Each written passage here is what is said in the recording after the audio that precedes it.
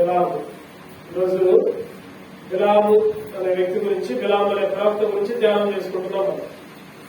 వాస్తవానికి జరిగింది నాకు చెప్పుకున్నాం. బిలాము అంటే జనుల మీద అధికారి. బిలాము అంటే అర్థం ఏంటంటే ప్రజల మీద లేకపోతే జనం మీద అధికారి. బిలాముని బాలాకి ఏం చెప్తాడంటే ప్రజల్ని శపించు అని అంటా ఉంటాడు. శపించు అంటే బిలాము ఒకసారేమో నేను రానంటాడు, రెండోసారి పోతాడు, రెండోసారి వెళ్ళిన తర్వాత మరలా నేను యెహోవా వైపు విచారణ చేస్తా ఉంటాడు అని దేవుడు అంటాడు కదా, సర్లే పో అంటాడు. పోతుంటే గాడిద మీద పోతుంటే గాడిద బుద్ధి చెప్పింది బిలాము. గాడిద బుద్ధి చెప్పింది. గాడిదని 3 సార్లు కొడతాడు. 3 సార్లు కొడితే గాడిద అంటది కదా, నీకు ఎప్పుడైనా ఎదురు తిరిగిందా? ఇప్పుడే కదా ఎదురు తిరిగింది, ఎందుకు ఎదురు తిరిగిందో నీకు అర్థం కాదా అంటే చివరికి బిలాము కన్నులు తెరవబడితే యెహోవా దూత ప్రత్యక్షమైంది. యెహోవా దూత ప్రత్యక్షమైతే ఆ యెహోవా దూతతో చెప్తా ఉంటాడు ఈ మాట. 22:34 చదవండి. సంఖ్యాకాండం 22:34. అందుకు బిలాము, నేను పాపము చేసి నీవు నాకు ఎదురుగా త్రోవలో నిలుచుట నాకు తెలిసినది కాదు, కాబట్టి ఈ పని నీ దృష్టికి చెడ్డదైతే నేను వెనుకకు వెళ్ళేదనని యెహోవా దూతతో చెప్పగా. యెహోవా దూతతో చెప్తూ ఉంటున్నా, నేను పాపము చేశా అంటున్నాడు. ఇక్కడ ఆలోచిస్తే సరికాని పశ్చాత్తాపం అంటాడులే కానీ సరైన పశ్చాత్తాపం కాదు. సరికాని పశ్చాత్తాపాల్లో కూడా చాలా రకాలు ఉంటాయి. చాలా మంది అయ్యో నేను అబద్ధం ఆడా అంటారు, మళ్ళీ అదే అబద్ధం ఆడతారు. పశ్చాత్తాపడతారు, మళ్ళీ అదే తప్పు చేస్తారు. అయ్యో నేను వాళ్ళని దూషించాను అని ఒప్పుకుంటారు, ప్రార్థన చేస్తారు, మళ్ళీ అదే దూషణ. చేయరాని పనులన్నీ చేస్తారు, పశ్చాత్తాపడతారు, ఇంకోసారి నన్ను చేయకుండా అంటారు, మళ్ళీ అయ్యే తప్పులు చేస్తూ ఉంటారు. బిలాము కూడా ఇక్కడ అదే జరిగింది. బిలాము పశ్చాత్తాపం సరైన పశ్చాత్తాపం కాదు. ఎందుకని సరైన పశ్చాత్తాపం కాదు అంటున్నామంటే 31:8 బిలాము చంపబడతారు. బిలాముని చంపుతారు. బిలాముకి శిక్ష. బిలాము అనుసరించిన మార్గాలను బట్టి బిలాముని చంపుతారు. ఇలా చదువుకున్నాం మనం. అసలు బిలాము కొంతమంది ప్రవక్త అంటారు, బిలాముని కొంతమంది సోది చెప్పేవాడు అంటారు, కొంతమంది శకునాలు చెప్పేవాడు అంటారు. సంఖ్యాకాండం 22:1 చూస్తే సంఖ్యాకాండం 22:7 వచ్చి ఉంటుంటారండి. 22:7. కాబట్టి మోయాబు పెద్దలను మిద్యాను పెద్దలను సోదె సొమ్మును చేత పట్టుకుని బిలాము వద్దకు వచ్చి సోదె సొమ్ము అంటే సోదె చెబుతాడు అనుకున్నారు. అంటే ఇశ్రాయేలు వస్తున్నారు కదా, వాళ్ళ ద్వారా మాకు ఏమన్నా ఇబ్బందులు ఉన్నాయా, సోదె కలుపుకుందామని సోదె సొమ్ము చేత పట్టుకుని వస్తారు. కొంతమంది సోదె చెప్పేవాళ్ళు అంటారు. ఇంకా కొంతమంది 24:1 చూస్తే 24 ఇశ్రాయేలీయులు దీవించుట యెహోవా దృష్టికి మంచిదని బిలాము తెలుసుకున్నప్పుడు అతడు మునిపటి వలె శకునములను చూచుటకు వెళ్ళక అరణ్యము వైపు ముఖం తిప్పుకున్నాడు. శకునాలు చూడటం మానేసి. అంటే శకునాలు చెబుతాడు. కొంతమంది ఏమో సోదగాడు అంటారు, కొంతమంది ఏమో శకునాలు చెబుతాడు అంటారు, కొంతమంది ఏమో బిలాము అనే ఒక ప్రవక్త అని అంటా ఉంటారు. నిజంగా బైబిల్ పండితుల అభిప్రాయం ప్రకారం బిలాము ఎక్కువగా ఇలా చెప్పుకున్నాం బిలాము ప్రవచనాలు, ఆ ప్రవచించిన ప్రవచనాలన్నీ నెరవేరాయి. కాబట్టి బైబిల్ పండితులు చాలా మంది చెప్తారు ఏంటంటే బిలాము ఒక ప్రవక్త. విషయం ఏంటంటే బిలాముని బాలాకురాజు ఎందుకు పిలిచారంటే వాళ్ళ మీద దండెత్తకుండా ఉండడానికి కోసం. ఇశ్రాయేలుని శపించాలి, మా మీదకి రాకుండా చేయి ఇశ్రాయేలుని, నువ్వేమన్నా చేయి, మా మార్గం నుంచే పోతున్నారు, వాళ్ళు మా మీద పడితే ఇంకేముందా. ఎంతమంది ఉన్నారు? దగ్గర 39-40 లక్షల కాల్పన ఉంటుంది అన్నమాట. ఎంతమంది నశించిపోయారు, చనిపోయారు, పిల్లలు, తర్వాత స్త్రీలు కలిపి దగ్గర 40 లక్షల కాల్పన అని మనం చెప్పుకున్నాం ఇంత ముందు బైబిల్ పండితుల అభిప్రాయం ప్రకారం. మరి వాళ్ళందరూ వస్తే ఆ ప్రాంతం చిన్న ప్రాంతం, అందరూ దండెత్తారు, మేము ఓడిపోతాం కాబట్టి వాళ్ళని రాకుండా వాళ్ళని శపించు అని అడిగితే బిలాము అంటాడు కదా. వాస్తవానికి ఈ మోయాబీలు అంటే లోతు ద్వారా వచ్చిన సంతానం. నేను మీద దాడి చేయకూడదని దేవుడు చెబుతా ఉంటాడు ముందే. ద్వితీయోపదేశకాండం 2వ అధ్యాయం 9వ వచనం. ఈ మాటలు వాళ్ళకు తెలియదు. ద్వితీయోపదేశకాండం 2వ అధ్యాయం 9వ వచనం. మనము తిరిగి మోయాబు అరణ్య మార్గమున ప్రయాణము చేయుచుండగా యెహోవా నాతో ఇట్లన్నాడు, మోయాబీయులను బాధపోవద్దు, వారితో యుద్ధము చేయవద్దు. లోతు సంతానములకు వారి దేశమును స్వాస్యముగా ఇచ్చితునే, వారి భూమిలో ఏది నీకు స్వాస్యముగా. దేవుడు మోషేతో చెప్తా ఉంటాడు, నాయకులతో చెప్తా ఉంటాడు, అయ్యా మీరు మోయాబు అరణ్య మార్గంలో పోయేటప్పుడు ఏం చేయొద్దంట, మోయాబీయులను బాధించొద్దు. ఆ సంగతి నాకు తెలియదు, బాలాకు రాజుకు తెలియదు. వాళ్ళు కోపాలు మానవ పడతారు, ఎద్దు నాకేసినట్టు మమ్మల్ని కూడా నాకు వేస్తారని వీళ్ళు బాధపడుతున్నారు. వారితో యుద్ధం కూడా చేయొద్దంట. ఆ దేశాన్ని శ్వాసంగా ఇచ్చిన దాన్ని ఏది కూడా తీసుకోవద్దని ముందే మోషేకి ఇశ్రాయేలు పెద్దలకి చెప్తా ఉంటారు. ఆ సంగతి లేకుండా వీళ్ళు బిలాముని పిలిచి శకునం చెప్పాలని, సోది చెప్పాలని, ఇశ్రాయేల్ని శపించాలని వాడుతూ ఉంటారు. అయితే బిలాము ఇందాక చదువుకున్న మన 7 రకాల ఆశీర్వాదాలు ఏమి చెప్పండి. మొదటిది ఇశ్రాయేల్ని ఆశీర్వదించాడు, శాపం లేని ప్రజలుగా ఉంచాడు వాళ్ళని, తర్వాత ప్రత్యేకించాడని, తర్వాత దోషాన్ని తీసివేశాడు, వంకర లేని జనంగా ఉంచాడని, వాగ్దానం ఇచ్చి నెరవేర్చాడని, జయించే వారిగా ఉంచాడని, రాజదండము ఒక రాజుగా దేవుడు వస్తాడు వాళ్ళని తెలుసుకోదాడని బిలాము ప్రవచించాడు. కానీ బిలాము ఎందుకు చంపబడ్డాడు? బిలాము ఎందుకు నాశనమైపోయాడు? బిలాము ప్రవక్తగా ఉన్న బిలాముని ఎందుకు చంపారు? బలవర్తనంలో ప్రవేశించే ముందు బిలాము చేసిన తప్పులేంటి? ఆ తప్పుల్ని మనం చేయకుండా, బిలాములాగా నాశనం కాకుండా, బిలాములాగా ఆ కానాలు చేరకుండా పరమ కానాలు చేరేటోళ్ళగా బిలాము అయితే మధ్యలో నశించిపోయాడు. కానీ మనం కూడా మధ్యలోనే నాశనం కాకుండా కర్మ కాలాలకు చేరే వరకు, ఇచ్చే రాజ్యంలో చేరే వరకు నమ్మకత్వంగా ఉండేటట్టు బిలాముని జ్ఞాపకం చేసుకుందాం. బిలాము చేసిన తప్పులు మనం చేయకుండా ఉంటాం. బిలాము ఏ తప్పులు చేశాడు? బిలాముని ఎందుకు చంపాడు? అంటే కొన్ని విషయాలు క్లుప్తంగా ధ్యానం చేసుకునే కాలంలో ప్రవేశిద్దాం. మనం పరిశీలించుకుందాం. మొదటిగా 2 పేతురు 2వ అధ్యాయం 15 వచనం. 2 పేతురు 2వ అధ్యాయం 15 వచనం. తిన్నని మార్గమును విడిచి కుమారుడైన బిలాము పోయిన మార్గమును బట్టి త్రోవ తప్పిపోయిరే. చాలు, త్రోవ తప్పిన బిలాము మొదటి తప్పు ఏం చేశాడంటే త్రోవ తప్పాడు. వంకర మార్గాల్లో పోయాడు, త్రోవ తప్పాడు. తిన్నని మార్గాలు లేవు బిలాముకి. అన్ని వంకర బుద్ధులే, వంకర ఆలోచనలు, సరైన మార్గంలో చేయాల.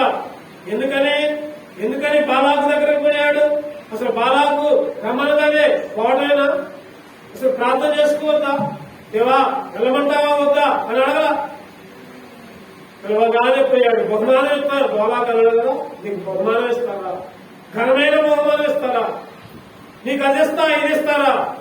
వంకరగా సంపాదించుకున్న వాళ్ళు సరైన సంపాదన కాదు, వంకర మార్గం, వక్ర మార్గాలు, తిన్నని మార్గాన్ని వదిలిపెట్టాడు బిలాము. ఈరోజు మనం కూడా తిన్నని మార్గాలు వదిలిపెడుతున్నాం, సరైన మార్గాల్లో ఉన్నట్ల. ఈరోజు సంపాదనే ధ్యేయంగా, దేవుని మందిరం కంటే కూడా సంపాదనే ముఖ్యంగా పోతా ఉంటున్నాం.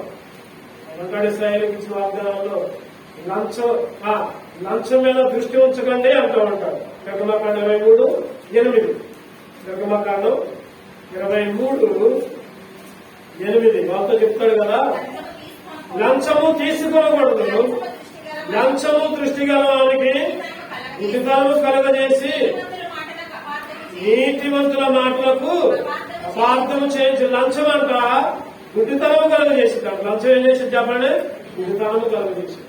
లంచము కోసం ఈరోజు నీతి మార్గాల్ని వదిలిపెట్టిపోతున్నారు, కిందటి మార్గాల్ని వదిలిపెట్టిపోతున్నారు. ఈరోజు లంచ దృష్టి కలిగి లంచము కిందటి మార్గంలో వెళ్ళట్లా, కిందగా సంపాదించుకుందాం అనుకోవట్లా, మంచిగా సంపాదించుకుందామని అనుకోవట్లా. అందుకనే సామెతలు 15:16 అంటా ఉంటది, నెమ్మది కలిగంట. సామెతలు 15:16 నెమ్మది లేకుండా విస్తారమైన ధనముండుట కంటే యెహోవా యందు భయభక్తులతో కూడా కొంచెము కలిగి ఉండుట మేలు. నెమ్మది లేకుండా ఎన్నో ఆస్తులుంటే ఏ ఉపయోగం? సంతోషం లేదా? సమాధానం లేదా? నెమ్మది అనేది లేదు. చాలా ఆస్తులు ఉన్నాయి, పొలాలు ఉన్నాయి, తర్వాత పశువులు ఉన్నాయి, లేకపోతే ఇంకా ఇల్లున్నాయి, అన్ని ఉన్నాయి, కానీ సంతోషం లేదు. ఏ ఉపయోగం? ఈరోజు నెమ్మది కోసం తాపత్రయపడుతున్నారు, కానీ నెమ్మది అనేది ఉన్నట్ల. నెమ్మది లేకుండా విస్తారమైన ధనం ఉండడం కంటే యెహోవా యందు భయభక్తులతో కూడా కొంచెం ఉన్న పర్లా, నీకు ఎక్కువే ఉండక్కర్లా. దేవుని యందు భయభక్తులు ఉంటే చాలు. కిందని మార్గంలో ఉండి యెహోవా యందు భయభక్తులు కలిగి ఉండి నీకు కొద్దిగా ఉన్న దాంట్లోనే తృప్తిగా ఉండు. లేని దానికి ఎందుకు ఆశపడేది? నెమ్మది లేకుండా విస్తారమైన ధనం ఒక వ్యక్తి అంట సంపాదించుకున్నాడంట. తిను, త్రాగు, సుఖించు, నీ కొట్లను పడగొట్టి ఇంకా కొట్లు కట్టేస్తా. దేవుడు ఏమంటున్నాడు చెప్పండి? కూడా ఈ రాత్రి నీ ప్రాణం పోతే నువ్వు సంపాదించుకున్నంత ఎవరవుతు? ఈరోజు సంపాదనే ధ్యేయంగా ఉంటున్నావు. దేవుని మందిరాన్ని, దేవుని మర్చిపోతూ ఉంటున్నావు, దేవుని సన్నిధిని మర్చిపోతూ ఉంటున్నావు. వంకర మార్గాల్లో వెళ్తూ ఉంటున్నావు, వంకర మార్గాల్లో. అందుకనే మోసం చేసి సంపాదన 13:11 సామెతలు 13:11 మోసము చేత సంపాదించిన ధనము క్షీణించిపోవును, కష్టము చేసి కూర్చుకున్నవాడు ఆస్తిని వృద్ధి చేసి. కష్టము చేయి, వృద్ధి చేసుకుంటా. మోసము చేసి సంపాదించుకుంటే ఏమైందంటే క్షీణించిపోతుంది. మోసం చేసి సంపాదించుకుంటే క్షీణించిపోద్ది. ఈరోజు ధనాన్ని నమ్ముకోవద్దు. 11:28 సామెతలు 11:28 ధనమును నమ్ముకున్నవాడు పాడైపోవును, నీతిమంతులు చిగురాకు వలె ధనమును నమ్ముకున్నవాడు పాడైపోవు. ఈరోజు డబ్బే కదా అన్నిటికీ. ఈరోజు డబ్బు దగ్గరే కదా తగాదాలు వచ్చేది. ఈరోజు డబ్బు దగ్గరేగా చంపుకునేది, పొడుచుకునేది, ఒకరికొకరు మాట్లాడకుండా ఉండేది. ఈరోజు డబ్బు దగ్గరేగా కుటుంబంలో చిచ్చులు పెట్టేది. ఆ ధనవాన్ని సంపాదించుకోవడానికే ప్రయత్నం చేస్తారు. నాది మోసం చేసి, మాయ చేసి, ఎవరినో అన్యాయం చేసి. కోయిల, కాకి రెండునే అంట, తెలిసే ఉంటుంది. కాకి ఉందంట, కోయిలు ఉందంట. కాకి గుట్లో 2 గుడ్లు పెట్టిందంట. అందులోకి కాకి ఎగిరిపోయిన తర్వాత కోయిలు వచ్చింది. కోయిలు వచ్చి కోయిలకు పదవటం చేత కోయిలకే ఉన్న 2 గుడ్లు కూడా కాకి గుట్లో వేసిపోయింది. ఎన్ని గుడ్లు లేని అప్పుడు చెప్పండి? మొత్తం ఎన్ని 4 గుడ్లు. కాకి వచ్చిందంట. 4 గుడ్లు వచ్చినాయి అనుకున్నాను. అందులోకి ఇంకొక కాకి వచ్చి, అరే నువ్వు 2 గుడ్లేగా పెట్టింది 4 అని అంటే, ఈ నాయాలే, ఇవి కూడా నాయాలే, నేను ఎప్పుడూ పెట్టుండాలా ఇంటిని అని చెప్పిందా.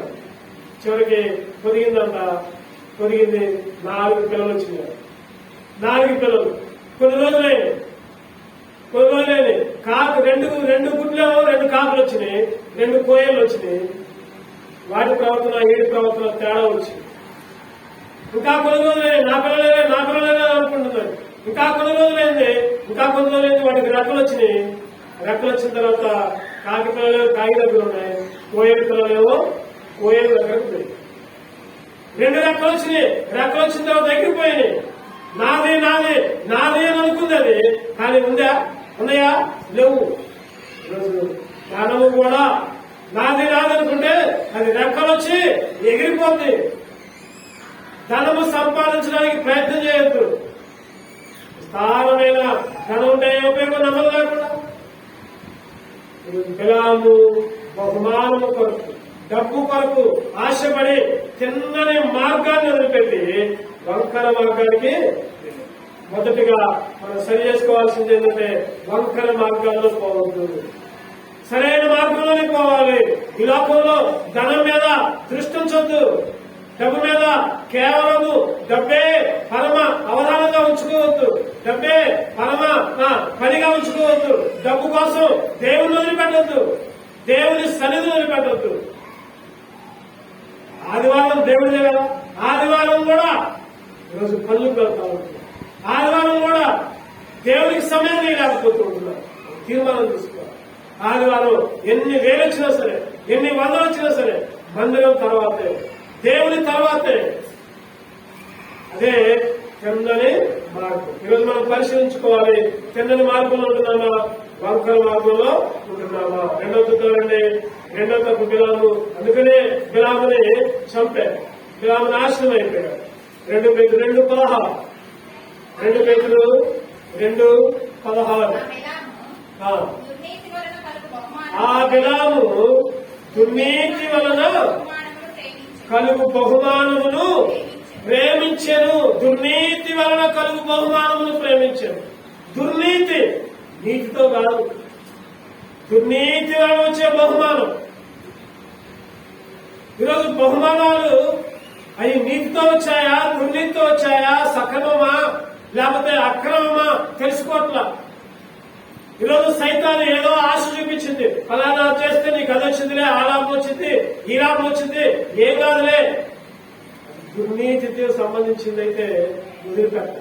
బిలాము ఏం చేశాడంటే దుర్నీతి బహుమానాన్ని ప్రేమించాడు. సీమోను అనే గారడి వాడు కూడా మన దగ్గరకు వస్తాడు, పేతురు వ్యవహారం దగ్గరకు వచ్చి డబ్బు తీసుకుని నాకు కూడా అది వచ్చేటట్టు చేయండి అని అడుగుతాడు. ఇక్కడ చూద్దాం, అపోస్తుల కార్యాలు 8వ అధ్యాయం 23 వచ్చాడు. అపోస్తుల కార్యాలు 8:23. నీవు ఘోర దుష్టత్వములను దుర్నీతి బంధకములను ఉన్నట్టు నాకు కనబడుచున్నదని చెప్పిన. పేతురు వ్యవహారాలు అంటూ ఉంటారు సీమోను అనే గారడి వాడితో, నువ్వు ఘోర దుష్టత్వంలో ఉన్నావు, దుర్నీతి బంధకంలో ఉన్నావు. ఘోర దుష్టత్వం, దుర్నీతి బంధకాలు. ఈరోజు ఏ దుర్నీతి బంధకంలో, ఏ దుర్నీతి బహుమానాన్ని ప్రేమిస్తూ ఉంటున్నావు? ఈరోజు ఒక అబద్ధం ఆడామంటే చెప్పండి, అబద్ధం ఎందుకు ఆడతాం? ఎన్నో ప్రేమించి. ఈరోజు ఒక దొంగతనం చేస్తున్నామంటే ఎన్నో ప్రేమించి, దుర్నీతికి సంబంధించిన బహుమానాన్ని ఆశించి దుర్నీతిలో ఉంటున్నాం. బిలాము అదే పని చేశాడు.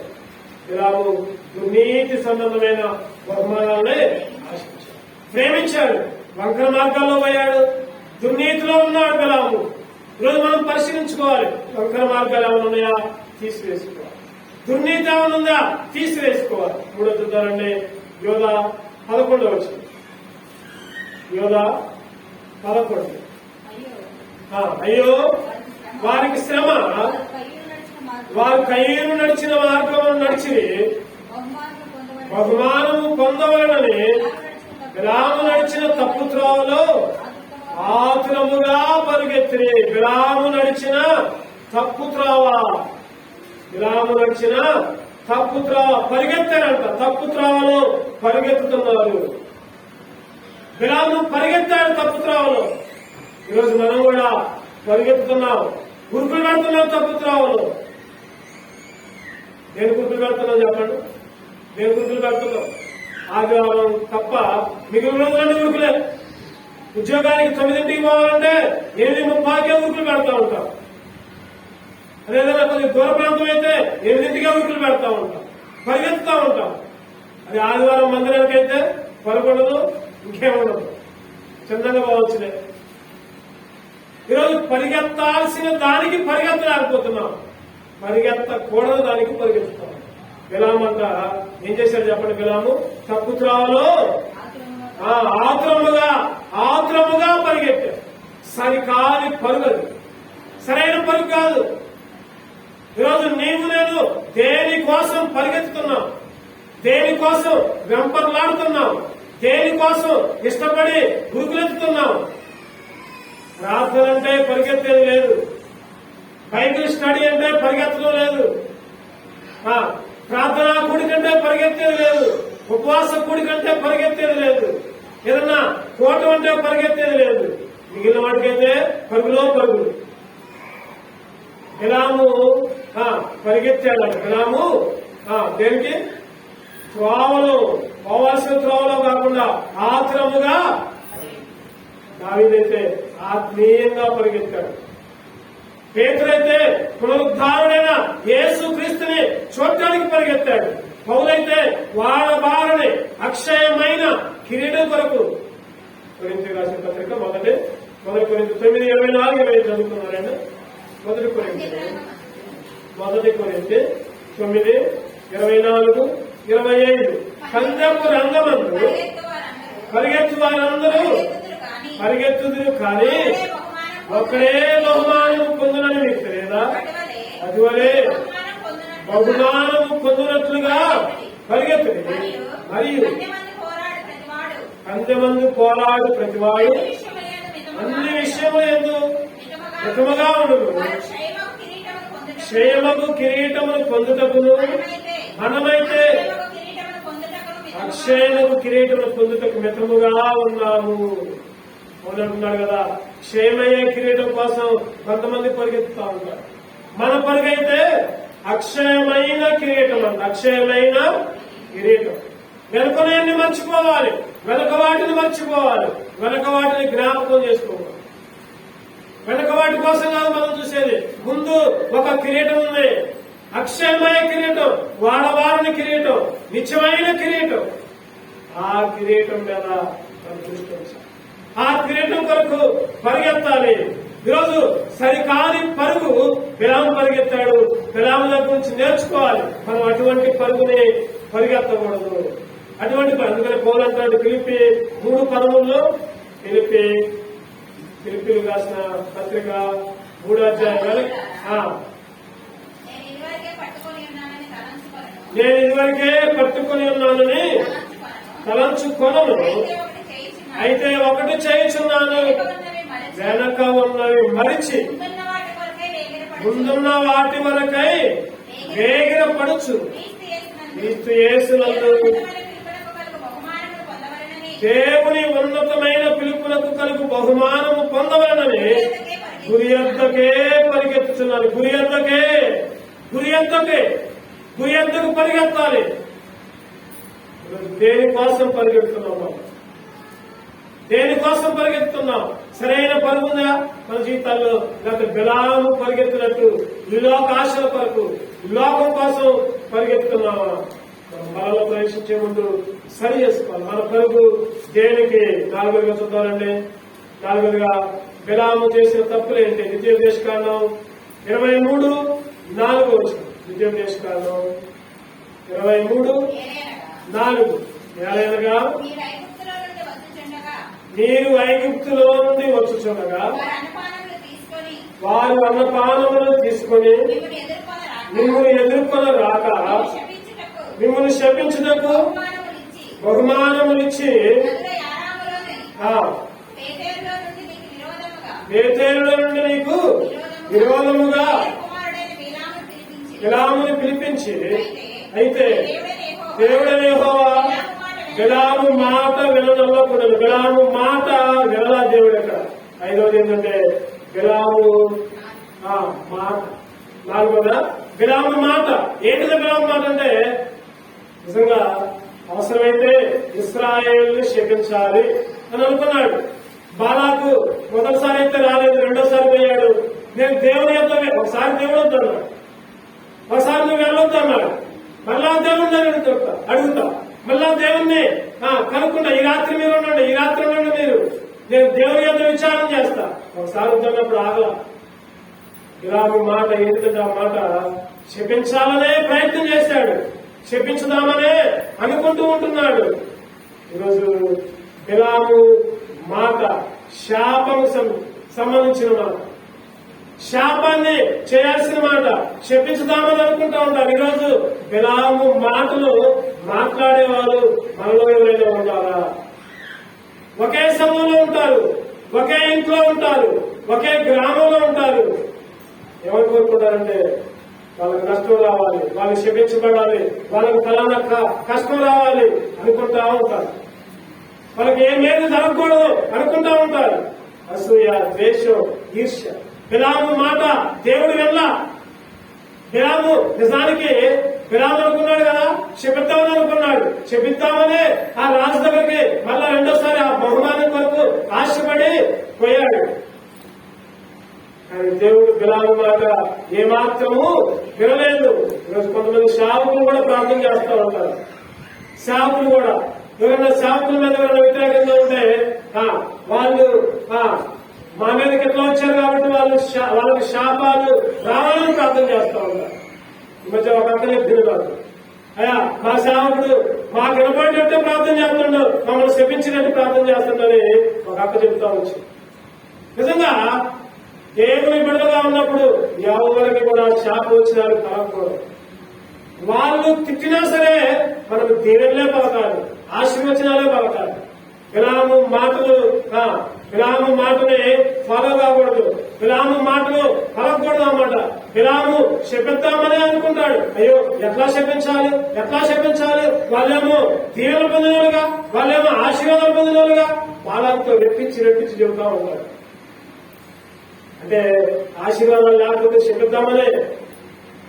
బిలాము మాట దేవుడు వినలా. దేవుడు బిలాము మాటని పక్కన పెట్టాడు అన్నమాట. శాపమున్ని ఆశీర్వాదంగా మార్చాడు. ఈరోజు బిలాము మాటలు ఎవరిని కూడా శపించే మాటలు మనం మాట్లాడకూడదు.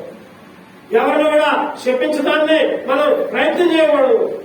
సాధ్యమైతే దీవెనలు వచ్చినట్టు చేయి, లేకపోతే మెలకుండా ఉండు. అంతేగాని నా మీదకి వాళ్ళు వచ్చారు కాబట్టి వాళ్ళకి అలా జరగాలి, ఇలా జరగాలి, శాపనార్థాలు పెట్టేవాళ్ళుగా ఈరోజు మనందరం సరి చేసుకోవాలి, మనమే పరిశీలించుకోవాలి. 5వ రోజు చూడండి. 5వదిగా సంఖ్యాకాండం 23 మొదటి 2 వచ్చిన సంఖ్యాకాండం 23 మొదటి 2 వచ్చిన. అప్పుడు బిలాము ఇక్కడ నేను బలి అర్పించుటకు 7 బలిపీఠములను కట్టించి 7 కోడెలను 7 పొట్టేళ్లను 7 పొట్టేళ్లు 7 కోడెళ్ళు అంట. 14 వచ్చిన కూడా అదే అధ్యాయంలో 14 వచ్చిన.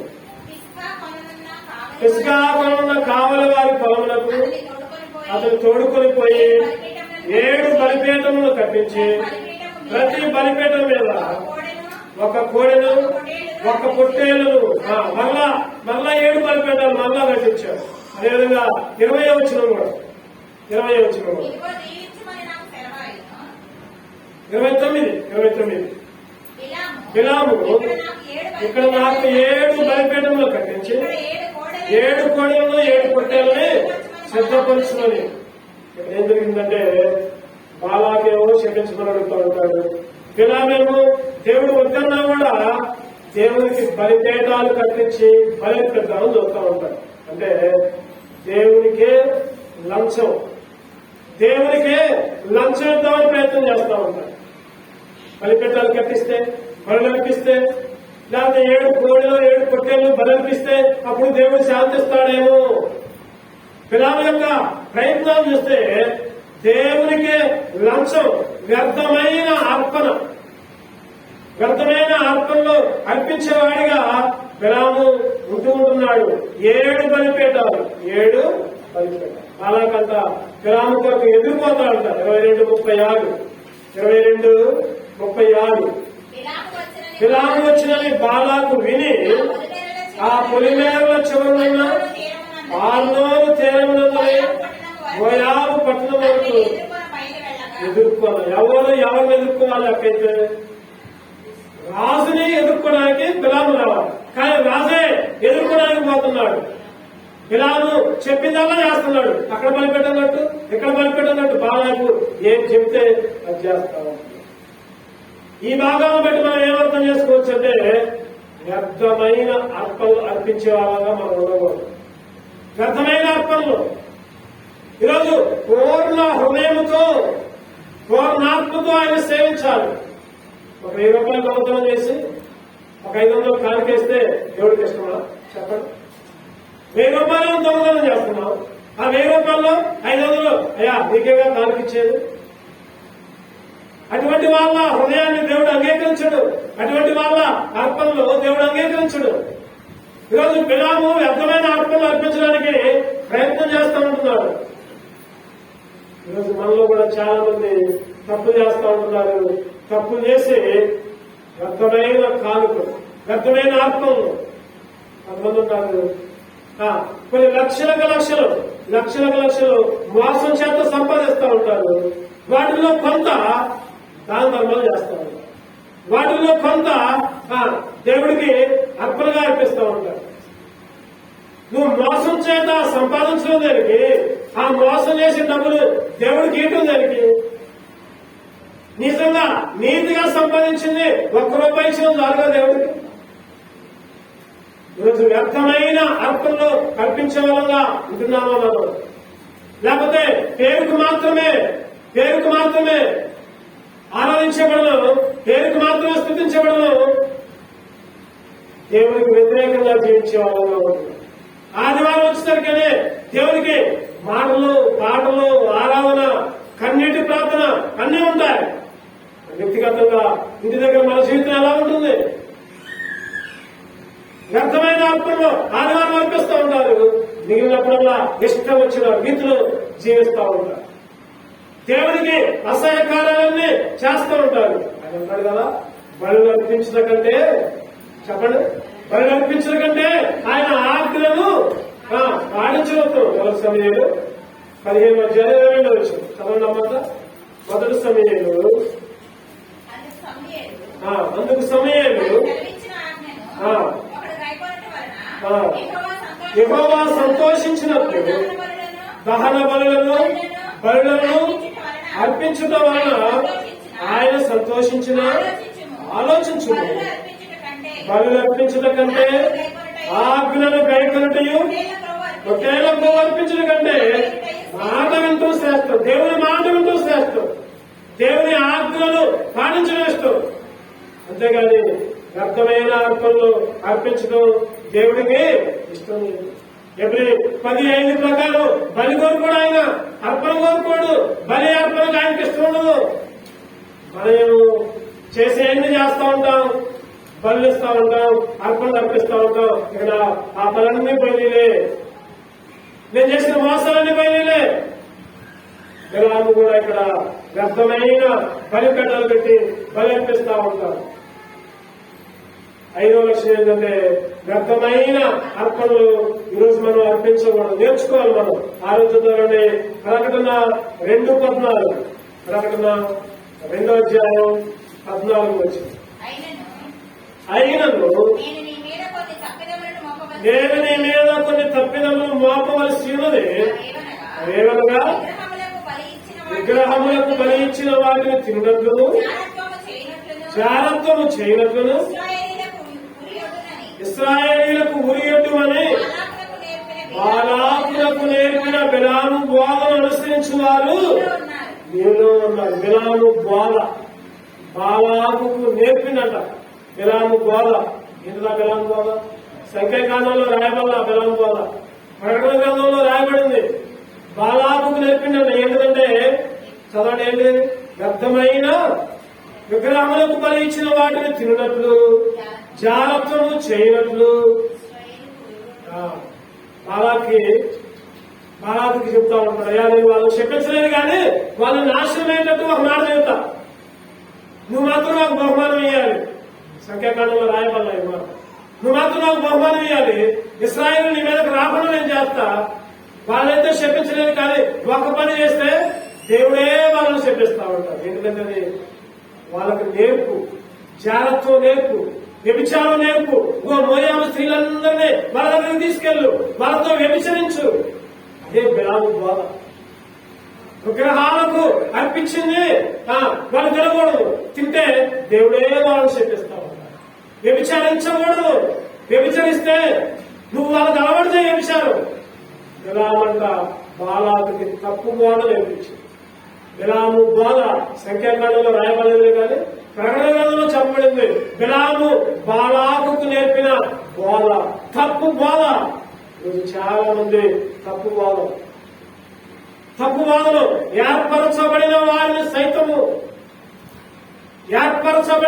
సైతము గర్జించు సింహం అనే మృంగుతుందంట సైతాను. ఎవరిని మింగుతున్నా తప్పు బోధన చేస్తున్నారు. ఆదివారాలు ప్రాంతాలకు పోయే వాళ్ళు నరకానికి పోతున్నారు అని చెబుతున్నారు కొంతమంది. మళ్ళీ బైబిల్లోనే వాక్యాలు చూపిస్తారు వాళ్ళు.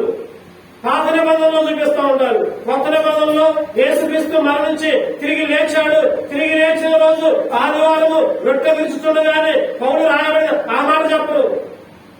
వ్యర్థమైన తర్కాలు, వ్యర్థమైన ఉపన్యాసాలు, వ్యర్థమైన మాటలు ఏర్పరచబడిన వారిని చర్చిలకి పోయే వాళ్ళ దగ్గరకే పోయి చెప్తారు. లేని వాళ్ళకి, దేవుడంటే తెలియని వాళ్ళకి స్వార్థ చెప్పడం చేత కాదు. తప్పు బాధలు. ఈరోజు మాయాబాధలు వస్తున్నాయి. ఫలానా చేయి, మీ ఇంట్లో దెయ్యం తిరుగుతుంది. మీ ఇంట్లో దెయ్యం పోవాలంటే ఉపవాస ప్రార్థన పెట్టు. నువ్వు సంఘానికి ఇంత కాదు తీయి, 1016 లేకపోతే 1,16 దేవుడు మీకు స్వస్థత ఇస్తాడు, దయ్యాన్ని పంపిస్తాడు. ఈరోజు వ్యర్థమైన బోధలు, తప్పు బోధలు. ఒక ఆయన అంటాడు బొట్టు పెట్టుకోండి ఏం కాదు. ఏ తప్పు బోధలు ఈరోజు, ఎటువంటి తప్పు బోధలు. ఈరోజు తప్పు బోధల పట్ల జాగ్రత్తగా ఉండాలి. మనం తప్పు బోధలు అనుసరించకూడదు. బిలామంట బాలాకుకి నేర్పాడంట, జాగ్రత్తని చేపించు, విగ్రహాలకు బలిచ్చిందని తిను, ఏం కాదు. అప్పుడు దేవుడే వాళ్ళని శపిస్తాడు. నేను శపించక్కర్లా, నేనైతే శపించలేదు కానీ నీకు మాత్రం ఒక ఉపాయం చెబుతాను బాలాకు చెబుతాడు. కానీ చూద్దాం సంఖ్యాకాండం 25:1. సంఖ్యాకాండం 25:1. ఇశ్రాయేలీయులు ప్రజలు మోయాబురాలతో వ్యభిచారము చేయసాగి ఆ స్త్రీలు తమ దేవతల బలులకు ప్రజలను పిలువగా భోజనము చేసి వారి దేవతలకు ఖచ్చితంగా అంతే చేసింది బాలాకు. ఇశ్రాయేలీయులు షిత్తీములో దిగి ఉండగా మోయాబురాలతో వ్యభిచారము చేసినట్టు, దేవునికే కోపం వచ్చినట్టు చేసింది. వ్యర్థమైన బలులు తినేటట్టు, భోజనాలు చేసినట్టు ఆలోచనలో ఉంటే ఒక్కరోజే 24,000 మంది చచ్చిపోయారు. ఇశ్రాయేలు జనం ఒక్కరోజే 24,000 మంది చచ్చిపోయారు. ఎవరైతే వ్యభిచారం చేయబడ్డారో, వ్యభిచారం చేశారో, ఒక ఇద్దరు మోషే ఎదుటంట, ఇశ్రాయేలు ఎదుటే, కళ్ళ ఎదుటే పాపం చేశారంట. ఫినెహాసు కోపం వచ్చి ఇద్దరిని అక్కడికక్కడికే చంపుతా ఉంటారు. ఈ అధ్యాయం చదువుకుంటే తెలిసింది. బిలాము బోధ, తప్పు బోధ. ఏం కాదే ప్రార్థన చేసుకుని తిను అంటారు. కొంతమంది అయ్యా మేము విగ్రహాలకు పెట్టింది మేము ఎక్కడ తినేవు అని అంటే, కొంతమంది అంటారు కదా ఏం కాదు ప్రార్థన చేసుకుని తిను, ఏం కాదని అంటారు. నిజంగా దేవుని స్తోత్రం. చాలా మంది అటువంటి వాటికి దూరంగా ఉంటున్నారు. ఈరోజు నీవైనా నేనైనా బిలాము బోధలు, తప్పుడు బోధలు వెంబడిస్తున్నామేమో చూడండి. తప్పు బోధలు. ఈరోజు ఎన్నో రకరకాల మాయలు, స్వస్థతలని, అదని ఇదని ఎన్నో మాయతో దేవుడు ముందే చెప్తున్నాడు. ఆ దినము సమీపించిన కొలదే చనిపోయిన వాళ్ళని లేపుతామని వస్తారంట, లేకపోతే రోగగ్రస్తులను బాగు చేస్తామని వస్తారంట. ఆ దినము బహుభయంకరం, జాగ్రత్తగా ఉండండి అని యేసుక్రీస్తు ముందే చెబుతా ఉంటారు శిష్యులు. ఈరోజు బిలాము బాధలు వినకూడదు మనం. కానీ చివరిగా 7వ విషయం చూద్దారండి. 7వ విషయం సంఖ్యాకాండం 24:25. సంఖ్యాకాండం 24:25. అంతటా బిలాము లేచి తన చోటుకి తిరిగి వెళ్ళాడు. చాలు. అంతటా బిలాము లేచి తన చోటుకి తిరిగి వెళ్ళాడు. వెనక్కి తిరిగి వెళ్ళిపోయాడు. పశ్చాత్తాపం పొందల, పూర్తిగా పశ్చాత్తాపడి క్షమాపణ కోరల. ఈరోజు బల దగ్గర బిలాములాగా మనం వెళ్ళకూడదు. ఇంటికి బిలాములాగా సరి చేసుకోకుండా వెళ్ళకూడదు. పశ్చాత్తాపడాలి, సరి చేసుకోవాలి. బిలాము లేచి తన చోటుకి తిరిగి వెళ్ళను. పాపం చేసి అన్నాడు కానీ సరైన పశ్చాత్తాపడాల. తిరిగి క్షమాపణ పొంది వెళ్ళినట్టుగా మనం చూడగలం. ఇక్కడ అందుకనే బిలాముని చంపారు. బిలాము చంపబడ్డాడు. పాపం చేశాను ఒప్పుకుంటాడు. 22:34 సంఖ్యాకాండం 22:34. అందుకు బిలాము, నేను పాపము చేసి తిని నాకు ఎదురుగా త్రావలు నిలుచుతా, నాకు తెలిసినది కాదు కాబట్టి ఈ పని నీ దృష్టికి చెడ్డదైతే, చెడ్డదనే చెప్పాడు దేవుడు. మళ్ళీ అడుగుతున్నాడు, అయ్యా చెడ్డదైతే మనకు తెలుసు అది చెడ్డదని తెలుసు, అయ్యా చెడ్డదైతే తీసేయ్యా అని అడుగుతా ఉంటాడు. సరైన పశ్చాత్తాపం కాదు. బిలాము పూర్తిగా పశ్చాత్తాపడకుండానే ఈరోజు దేవుడి సన్నిధిలో చేరిన తర్వాత పూర్తిగా సరైన పశ్చాత్తాపం సరికాని పశ్చాత్తాపం. సరైన పశ్చాత్తాపం అంటే పశ్చాత్తాపం పొందిన తర్వాత మరలా పని చేయకూడదు.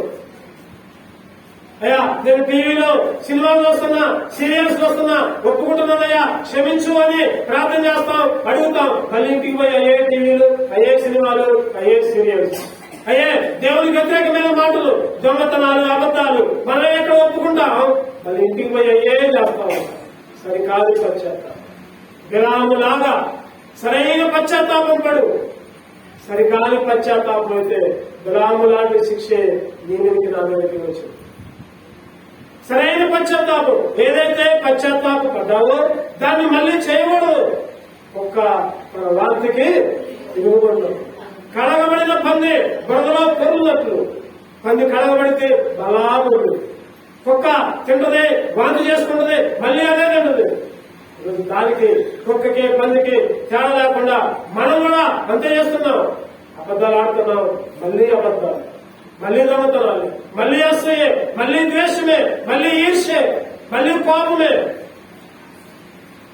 దేవుణ్ణి ఆశీర్వదించబడిన ప్రజలుగా, శాపం లేని ప్రజలుగా, ప్రత్యేకమైన జనాంగముగా, వంకర లేని దోషం లేని బిడ్డలుగా, వాగ్దాన పుత్రులుగా, జయమందిన బిడ్డలుగా ఆయన రాజ్యంలో చేర్చబడే, పరమ కాలంలో చేర్చబడే ఇశ్రాయేలీయులుగా నీవు నేను ఉన్నప్పుడు మరలా ఆయనకి ఎందుకు చూద్దాం, మరలా ఆ తప్పు ఎందుకు చూద్దాం?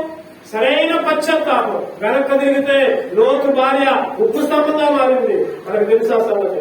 అయినా మనం వెనక్కి తిరుగుతూనే ఉన్నాం. అందుకనే రాత్రి చెప్పుకున్నాం మనం ప్రార్థనలో, ఎందుకని ఎవడు దీనుడై చదవన్నమాట అక్కడ యెషయా 66:2. యెషయా చివరిగా మాట చూసుకుందాం. యెషయా 66:2 చివరి భాగం. ఎవడు దీనుడై నలిగిన హృదయం గలవాడై నా మాట విని వణుకుచుండునో వారినే నేను దృష్టిస్తున్నాను. దేవుడు ఎవరు దృష్టిస్తాడో తెలుసా? దేవుడు ఎవరి పట్ల కార్యాలు చేస్తాడో తెలుసా? దేవుడు ఎవరిని ఆశీర్వదిస్తాడో తెలుసా? ఎవరంటే ఎవరైతే దేవుడుగా ఉంటారో, ఒకరభూతిగా గర్వపడి గర్వంతో ఉన్న వాళ్ళని దేవుడు దృష్టించడు. నలిగిన హృదయం గలవాడని, నలిగిన హృదయం, తగ్గించుకున్న హృదయం, ఇంకా నా మాట విని వణుకుచున్నతో, వణుకు రావాలి. దేవుని మాట వణుకుతో ఉండాలి. ఈరోజు దేనికోసం వణుకుతున్నాం మనం? ఈరోజు దేవుని మధ్య ఉంటే వణుకు రావట్లా, దేవుని సన్నిధి అంటే వణుకు రావట్లా.